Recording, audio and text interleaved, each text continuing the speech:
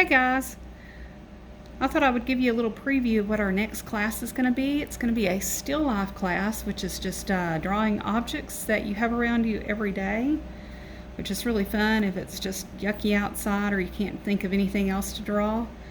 In this little still life I'm doing, it's going to be a honeybee cookie jar, a lime, a marble, a napkin. As you can see, I've already started on it. I actually had it sitting in a different place, so the light was a little bit different when I started it. It was coming from this direction. And I'm going to continue with that because I already have part of my shading done on my lime and my marble. So I'm just going to continue on a little bit with this. This cookie jar, when I started it out, I wasn't happy. It was a dome shaped. It was way too tall, and it just didn't look like it. But I'm going to draw in a honeycomb pattern, and then I have my little honeybee. It's supposed to be a honeybee. It looks kind of more like a butterfly. And then a little honeybee on the rim. And tools I'm using today is just an ebony pencil. This is an older one. It's made by Stafford. Now I think they're owned by Prismacolor, but you can get really dark shading with this. It's easy to erase and doesn't leave lines very much. This is just a putty eraser, which are kind of fun to play with. If you have kids, you can entertain your kids with them. Good pencil sharpener, and something new that I discovered, it's an eraser pencil. It has a little flexible point on it. Kind of cool. It's great for doing detail, which I'll show you later on. But I'm going to continue on with my little honeycomb here. And since I've never done this before, I have no guarantees of what it's going to end up like, this little jar here. But it has little honeycomb shapes in it. So, yeah, you can see how that's going to work. Kind of fun. Oh, by the way, that's my washing machine going off because I'm multitasking. Yeah, I'm doing laundry while I draw. But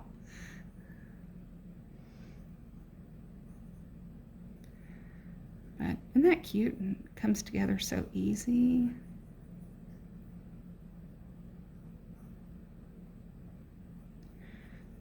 So I wish we had a beehive on our property. I love bees.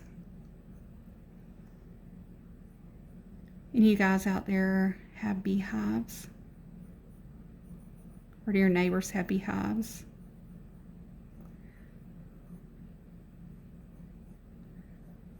When I was a little girl growing up, my dad and uncle kept a beehive on our property, and I loved watching them dress up in the little beekeeper suits and go down and get honey out of the hive.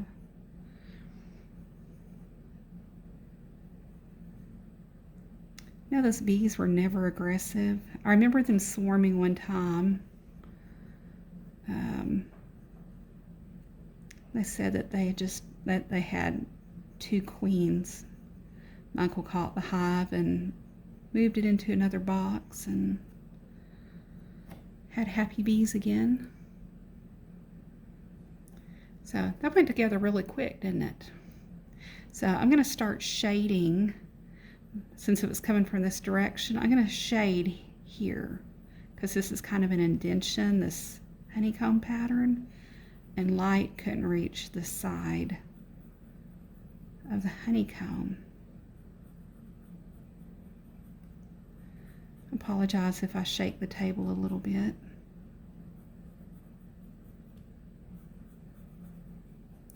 Now, I've seen a lot of people, they do their still lives and they're so realistic looking.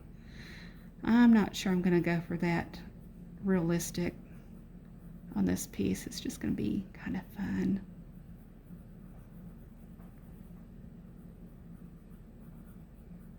If you're not having fun while you're doing art, you're doing something wrong.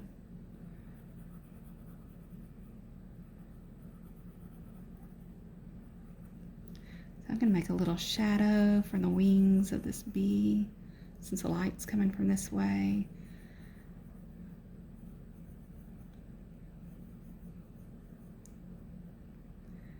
And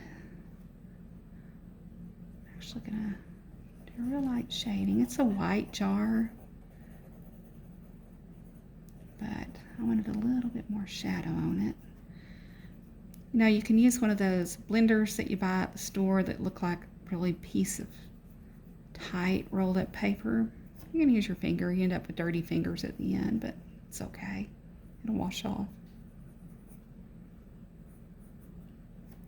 And this part of my cookie jar doesn't have any texture or any honeycombs on it, but it does have a shadow on the side because the light couldn't get to it where it was sitting at. So, and there is a little rim that goes around it. So I'm going to draw my little rim on real lightly, just to give it a little bit of depth. Notice my lines are not straight. That's okay. You hardly ever do you draw a straight line in art. Put a little shadow on the back side of my lid too. There, that's starting to look pretty good. Taking off some of my shadow right here.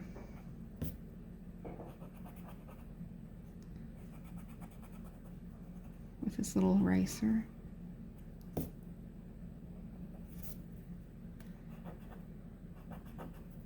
Okay.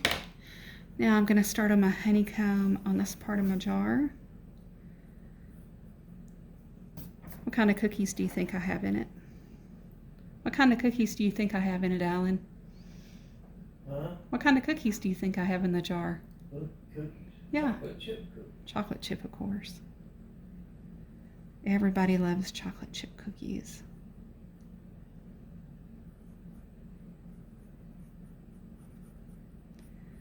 Say hi to Alan. He's sitting over there watching YouTube.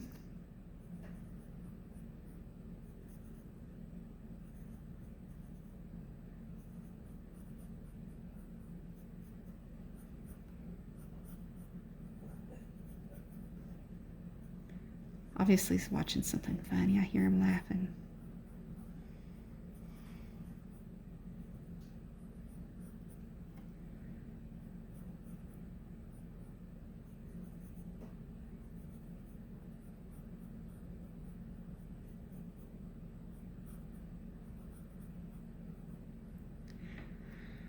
So I hope you are having a good summer. Doing something fun. I think I need to go fishing.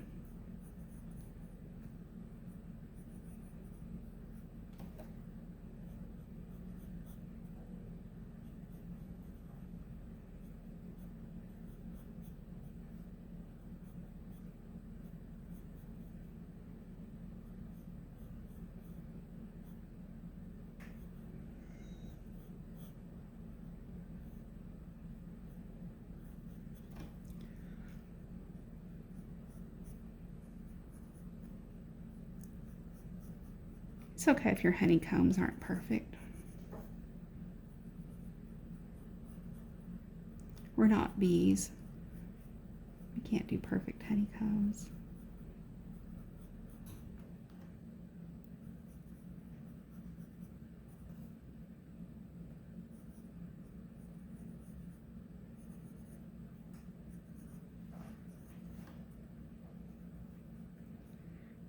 So maybe after you watch this video, you'll get out your drawing pads and try this yourself.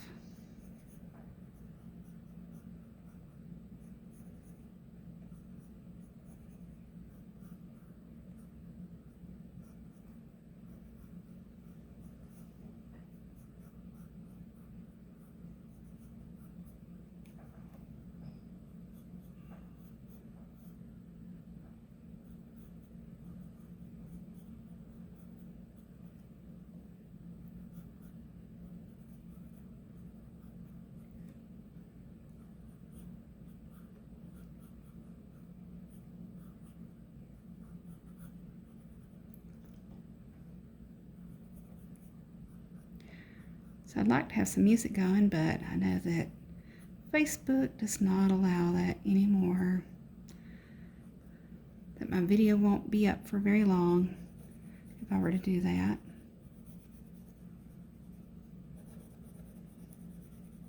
What do you guys like to listen to while you're drawing or relaxing?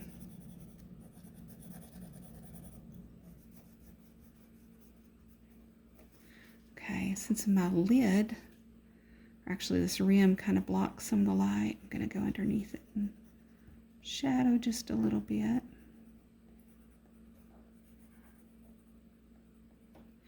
And then my light's going to be coming from this direction again, so I'm going to make this darker right here on this edge. Maybe on that one too, and on the top.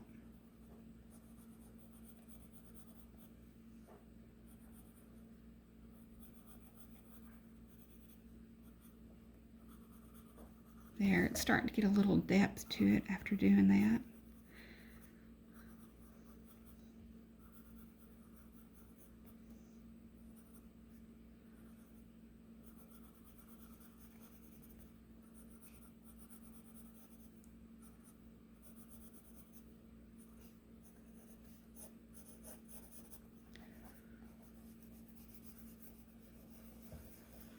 There, I really like the way that looks. Yeah, I'm going to put a little shadow on my honeybee because it stands out from the edge just a little bit. There we go. All right, now I'm going to move on to the lime. Limes are interesting. Let me grab it real quick. Because they have a texture on your skin. I don't know if you can, on their skin, I don't know if you can see that. There's like little pits and dots, and those are always going to stay dark. But when the light hits it, you're going to see a little bit of a reflection. And that's what I'm going to try to do on my lime here. So I'm going to shade the whole thing in.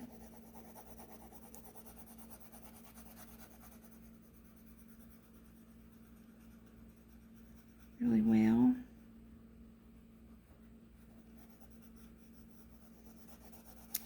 Just like when you're drawing a ball or anything round, you're going to end up with darker areas on the bottom and kind of running up the edge here. They're just going to be darker.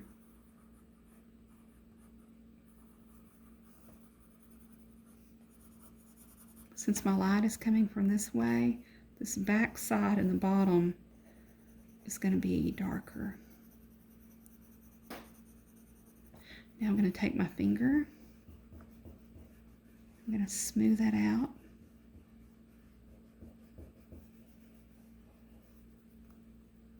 Nice yucky fingers again.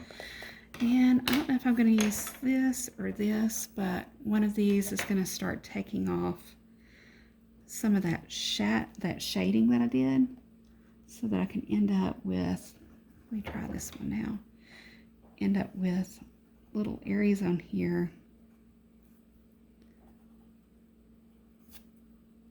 Yeah, I think I need to go a little bit darker with my shading. There's not enough contrast.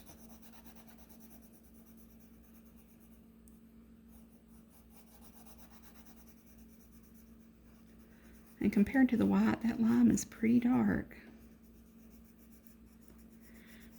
If you're drawing a picture and it's going to be in black and white, a little thing that you can do to help you decide how dark something needs to be, so you can take a photo of it with your phone and then convert it to a black and white picture, and it'll help you identify the darkest areas of your drawing. Yeah, take a picture of whatever you're drawing, and that'll help you after you convert it. Okay, let's see if that'll work a little bit better. Oh yeah. I think I like a little putty eraser for this. It just picks it off at the paper, picks it off of the paper.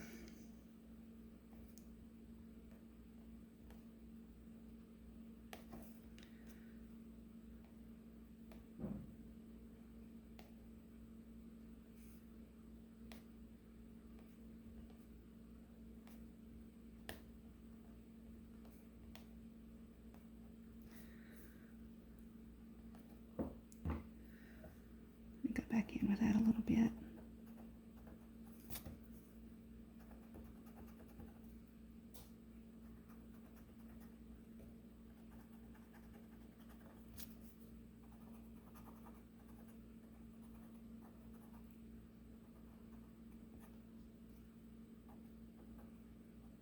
Okay, I have some wide areas on that lime. I'm going to sharpen that pencil to a finer point.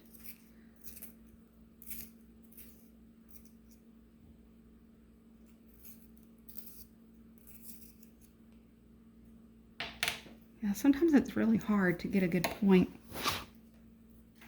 Sorry about shaking the phone there. Really good point on these pencils, but I wanted to add in some little things on here to make it look like the little fine pores of a lime. I don't know if y'all can see that or not.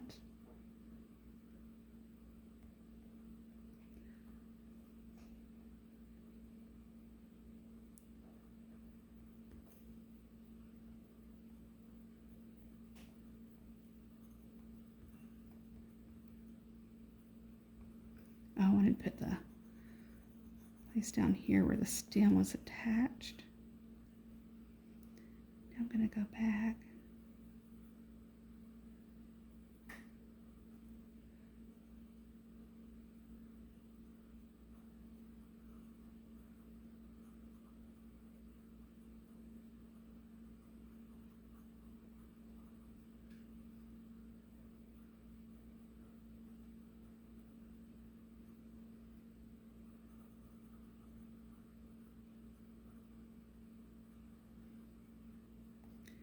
If I wanted to take more time, and if you want to take more time, you can get this really very realistic looking. Like I said, I'm not going for realism today. I'm just having some fun.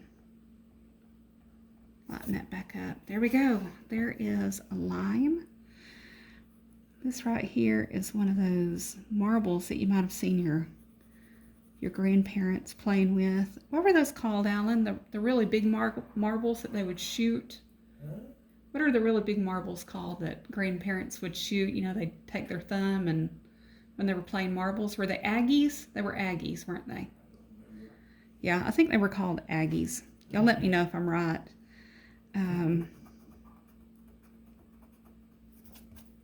I remember my mother talking about that she did really good playing marbles when she was a little girl. I don't think kids play marbles anymore.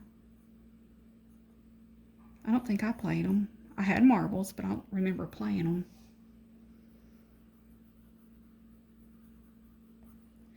Of course, the light is coming from this direction again.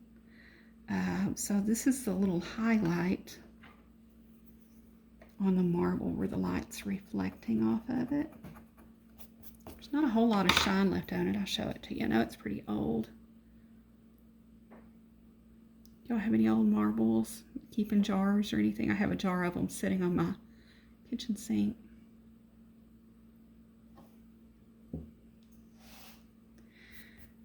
And now I'm down to the final part here. Well, maybe I'll go back and do a little bit more shading on my, just to give it a little bit more texture. Because we know that light's coming from that direction, making a shadow on it. So this is part of the napkin, and I'm just drawing, not too worried about the texture. I just wanted to draw the shadow to show that it was cloth and it was kind of folded and creased and the cookie jar and the marbles were sitting on top. And look at all the dirt that I have on the paper from my hand resting on it. This one's all folded up underneath itself. So it's going to be dark back in that little area where light can't get through.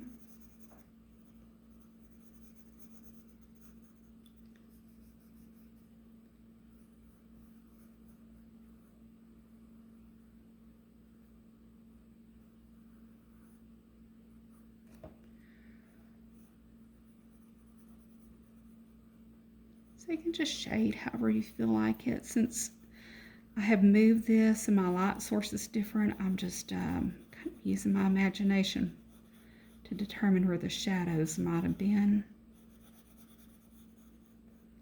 How the napkin falls off the table right there. And the cookie jar and the lime have cast a pretty big shadow on this.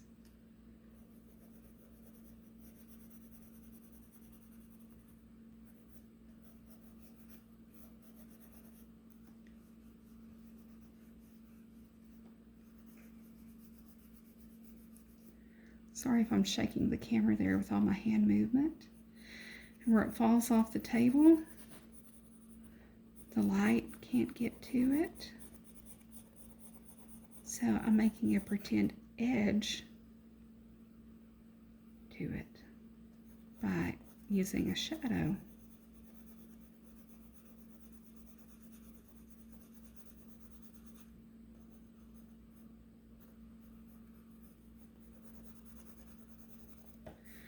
And then here is where my table, it was on a round table, so it's kind of curved. That's where my table actually was, and it was made of dark wood. And then it had kind of a braiding edge to it, like a wicker. I'm going to put a little braid here.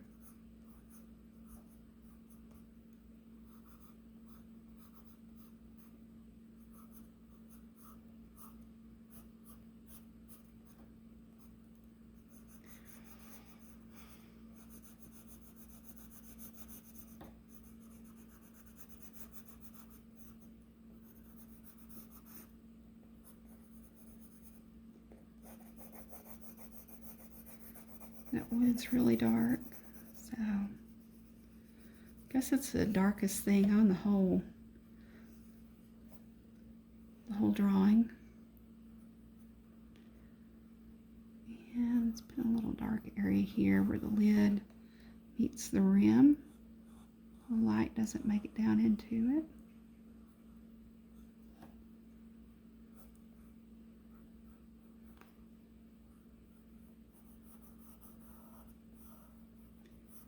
Get a little bit darker on this side.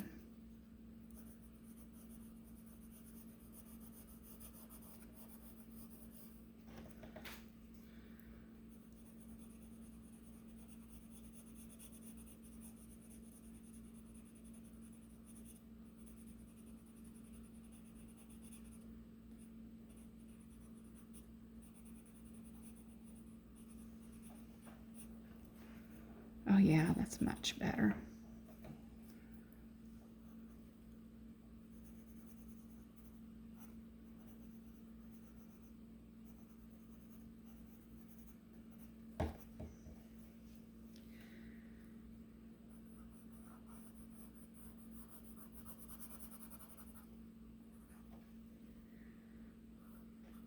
And I think I'm just about done here. So I hope you enjoyed it. And of course it's not done until, well, let me go back and blend this in. I forgot to do that.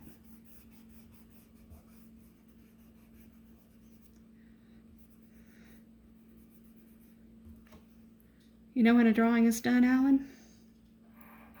When you put your signature. When you say it's done and when you put your signature on it. So I hope you enjoyed this, and I hope you'll give it a try.